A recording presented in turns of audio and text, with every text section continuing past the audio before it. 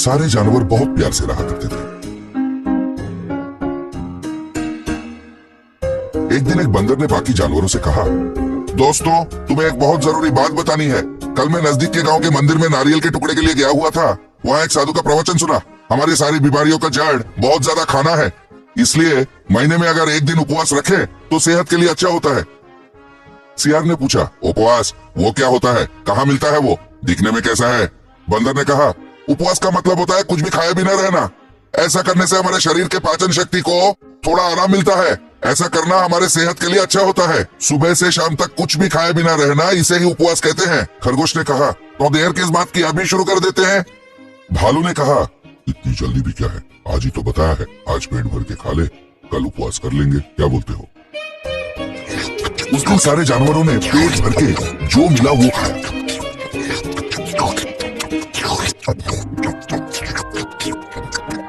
दूसरे दिन सुबह वो सारे एक जगह जमा हो गए ताकि एक साथ मिलकर उपवास कर सके। कछुए ने कहा, मेरे दोस्त, तुम सब तैयार हो तो हम उपवास शुरू कर सकते हैं।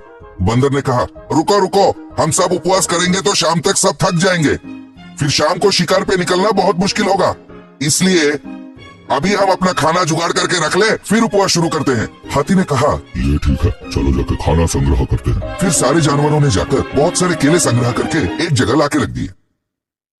फिर उन्होंने उपवास शुरू किया।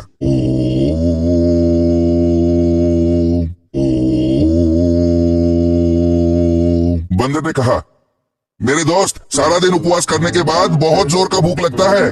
जैसे ही उपवास खुलेगा, खाने के लिए हम सब लड़ मरेंगे, इसलिए जिसका हिस्सा वो अपने पास रख ले, फिर उपवास शुरू करें। हाथी ने कहा, ये ठीक कहा तुमने, ऐसा ही करते हैं।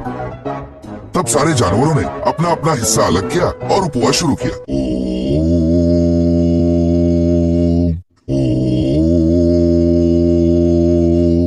फिर बंदर ने कहा, दोस्त, मेरा एक और सुझाव है।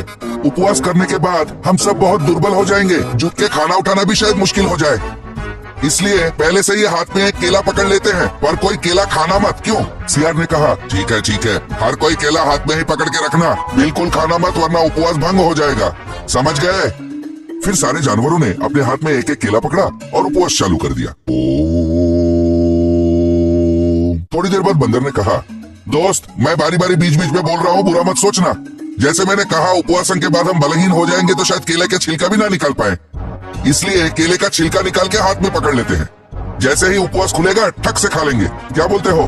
खरगोश ने कहा, अरे बंदर, तुम तो बहुत बुद्धिमान हो और बहुत बड़े दूरदर्शी भी, जैसे तुम कहो, पर कोई केला खाएगा नहीं। क्यों?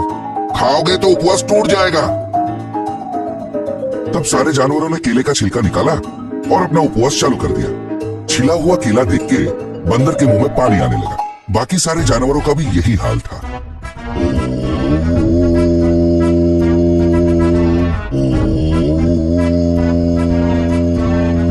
थोड़ी देर बाद बंदर ने फिर से कहा, दोस्तों, एक मुख्य बात मैंने तो बताना ही भूल गया। धत तेरे की, ये सोच तो मुझे आई नहीं। उपवास करना कोई छोटी विषय नहीं है, बहुत कमजोरी होती है। अपना हाथ उठा के मुंह तक ले जाना भी मुश्किल हो जाएगा, इसलिए केले को मुंह में रख के ही उपवास करते हैं। पर याद रहे, किसी भी हालत में केले को खाना मत। भालू ने कहा, हाँ, सिर्फ केले को मुंह में रख लेने से उपवास भंग थोड़ी ना होता है, खाने से उपवास भंग होता है। केले को मुंह में रख के ही उपवास करते हैं। तब सारे जानवरों ने केलों को मुंह में रख लिया।